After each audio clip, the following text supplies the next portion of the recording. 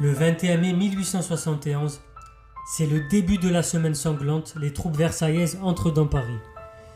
Bonjour à toutes et tous, salam alaikum très chers citoyens éclairés, j'espère que vous allez bien.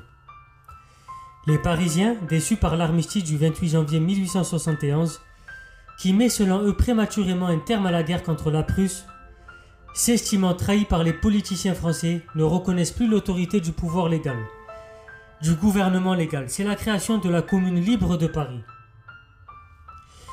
Mais rapidement, le gouvernement légal emmené par Adolphe Thiers réagit.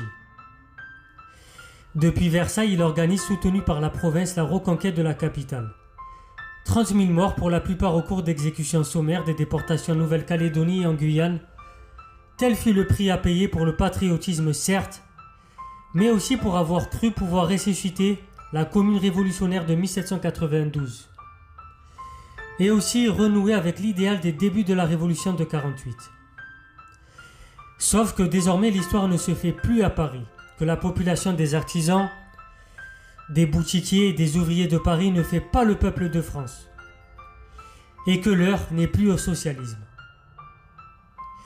La prétention de se croire à l'avant-garde de l'histoire participe d'un parisianocentrisme tragique en ces temps de lourde répression, ridicule parfois aujourd'hui quand la capitale croit être la France.